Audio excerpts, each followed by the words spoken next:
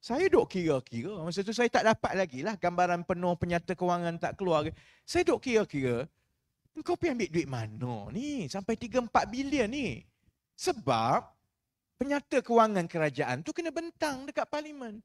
Kita tahu berapa banyak duit kau ada, berapa banyak kau kena bayar. Ni tak ada masuk mana-mana ni. Mana kau ambil 4 bilion ni untuk kau tabur duit sampai 10-15 ribu satu harga.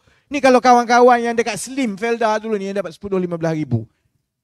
Tak sampai setahun, penyata kewangan Felda dan Global Ventures lah, FGV. Ingat FGV tu? Kepala otak dia ambil tanah Felda, dia gadaikan kepada FGV, kemudian FGV ni, dia pergi ke pasaran saham, jual saham, supaya orang luar semua, saya satu dunia ni, tiba-tiba ada hak kepada tanah Felda.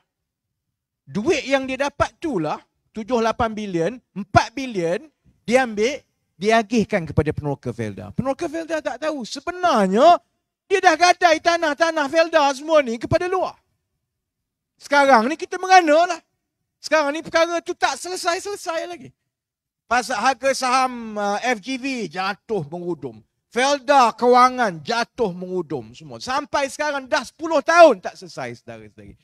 Budaya itu yang Najib mulakan, budaya itu jugalah yang UMNO, walaupun menteri dia ni konon cerdik, CEO bank semua, dia mulakan yang sama juga.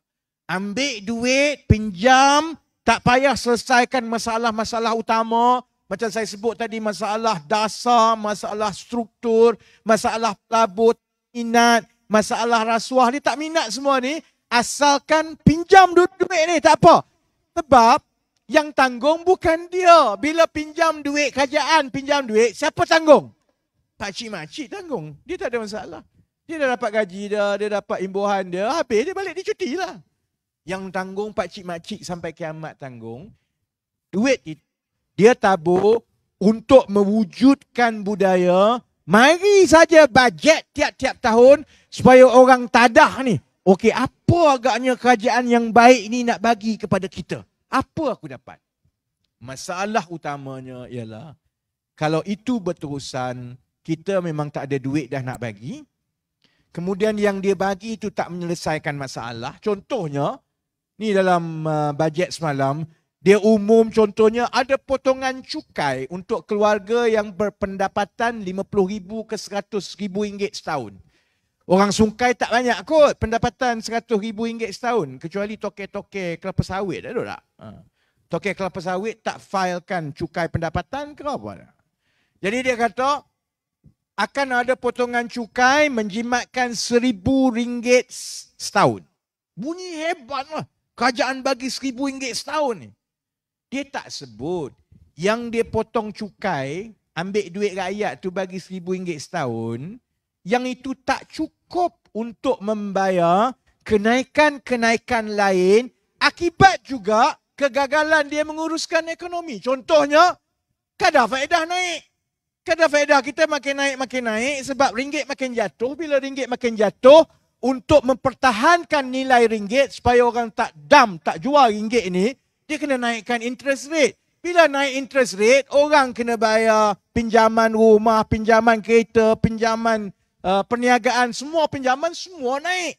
Jadi, konon dia bagi RM1,000, kalau tiap-tiap bulan kita kena bayar lebih untuk pinjaman perumahan kita RM150 sebulan, setahun dah lebih kurang RM1,500, RM1,800. Akhirnya campur tolak, masih lagi keluar duit kita. Tapi budaya yang ditinggalkan itu ialah budaya yang menggula-gulakan supaya rakyat tak beri perhatian terhadap kegagalan kerajaan menyelesaikan masalah. Jadi saya nak tutup dah pukul 12 ni macam ni. Saudara-saudari, rakyat Malaysia ni fikir macam ini. Kita ni dah ada penyakit kencing manis. Kita ada pilihan. Kita nak pergi dengar Tok Bomoh berubat, bolehlah silalah. Bunyi sedap lah. Ataupun kita nak pandai-pandai nak beli ubat dekat Shopee yang tak apa-apa kena scam dengan orang nak makan. Makan ubat ini nanti sembuh kencing manis. Akhirnya kalau tak berubat dengan betul, keadaan itu makin teruk. Saudara-saudari kena pergi jumpa doktor juga. Akhirnya semua tu tak jadi. Kena tipu semua tu, akhirnya kena pergi jumpa doktor juga. Cuma bila pergi jumpa doktor, sebaiknya pergilah sebelum terlambat, awal-awal. Kalau masa pergi jumpa doktor, keadaan dah teruk, doktor akan cakap, padan muka engkau sekarang baru datang, aku tak ada pilihan, aku kena potong kaki. Itu kalau dan potong kaki. Kalau pergi yang makin parah, doktor kata kaki pun kena potong, buah pinggang pun kena buang. Itu sebenarnya keadaan kita. Dan yang paling penting begini. Kita pada umur kita, saya 45 nak masuk 46, saya tak tahu orang lain. Saya 45, 46 ni kira dah, yalah sebenarnya 10 tahun lagi sebelum bersara. Tak lama dah. Saya sebenarnya pada umur saya sekarang, saya dah bersiapkan diri untuk bersara. 10 tahun tu tak lama, sekejap je 10 tahun. Saya dah masuk ke alam persaraan. Kita dah lepas masa kita. Apa yang kita dah merasa, kita dah merasa. Apa yang kita dah terlepas, kita dah terlepas. Yang lagi penting ialah yang anak kita yang muda-muda. Saya tak apalah anak seorang. Yang lain yang anak 7, anak 5, anak 6. Kita kena ubah keadaan sejak 2-3 dekad yang lalu, yang mana ibu bapa kita hidup lebih senang daripada kita. Mak ayah saya tak mengaji tau, dah jam 6 tau. Tapi dia kerja sendiri, buat bisnes daripada awal. Umur sekarang 70 lebih, harta dia, rumah dia, tanah dia, duit dia dalam bank lagi banyak daripada adik-beradik saya yang lain yang semua keluar universiti, kerja engineer. Sebab dulu masa lain. Kalau kita tak ubah yang itu, maka soal parti semua tu satu hal. Kita tanggungjawab kita kepada anak-anak cucu kita itu adalah sesuatu yang nanti kita tengok kita akan terkilan. Jadi sebab itu saya mintalah kalau dia bubar, bubarlah. Kalau tak bubar, yang datang dengar ni, kalau bubar pun datang dengar, balik beritahu. Dia bukan soal parti, soal Melayu, Cina, India. UMNO akan terus cakap, kalau undi pakatan ni, habislah orang Melayu ni, semua Cina semua ni, belakang ni. Negara kita Cina, India ambil alih. Saya budak Melayu daripada negeri paling Melayu sekali, Terengganu. Saya daripada kecil pergi sekolah dekat Perak, dekat Kuala Kangsar. Kemudian belajar dekat sekolah Mat Saleh, Universiti Mat Saleh, kerja dengan Mat Saleh. Kalau yang salah itu Anwar, saya tegur terbuka. Pakcik Masyik tahu. Kalau salah itu Guan Eng pun, aku cakap. Melayu ke, Cina ke, India ke, Mahathir ke, Najib ke, Rosmah ke. Kami generasi baru ni tak makan zaman, saudara-saudari. Sebab kita dibesarkan dalam keadaan yang lain. Yang Melayu takut sangat tu, kalau undi Pakatan Harapan, saya ada, Izzah ada, kami yang generasi Melayu baru ni ada yang langsung tak makan saman, tak takut ke orang ni. Penjara pun kami tak takut. Yang korang takut sangat. Itu sebab apa? Apa nak takut? Sebab itu saya kata kali ini nak masuk pilihan raya, akhir sekali UMNO PAS bersatu akan ratip Cina, India, Cina, India, Cina, India, Cina, India. Kalau pengundi Melayu termakan perkara itu, Jahannam cucu cicit kita.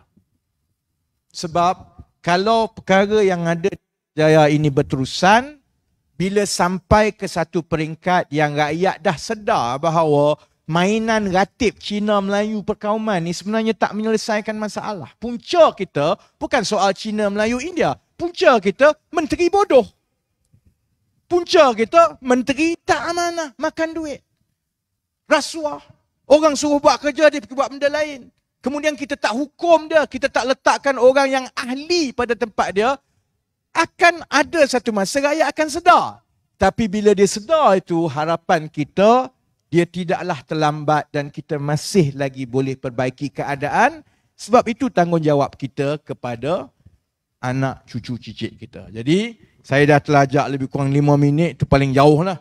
Tadi saya tipu je, kata 12.30 kan. Saya pun nak balik ke, esok ada program.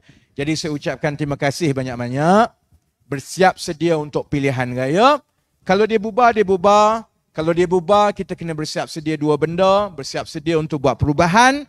Bersiap sedia juga untuk bantu kawan-kawan kita yang akan jadi mangsa banjir. Kalau dia tak bubar, kita teruskan penerangan, maklumkan, bawa arus perubahan itu yang sedang berlaku. InsyaAllah saya yakin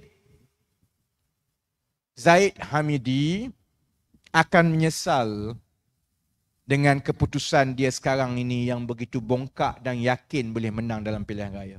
Sebab saya tak nampak tanda-tanda itu. Yang saya nampak ialah keadaannya sekarang ini cukup sengit antara Pakatan Harapan dengan Barisan Nasional. Kalau kena cara, perubahan itu terus berlaku sedikit demi sedikit tiap-tiap hari. Kalau kena cara, selain daripada Pakatan Harapan akan jadi blok paling besar dalam parlimen dalam pilihan raya ini, kalau kena cara, Pakatan Harapan jugalah yang akan dijemput untuk membentuk kerajaan persekutuan selepas pilihan raya ini.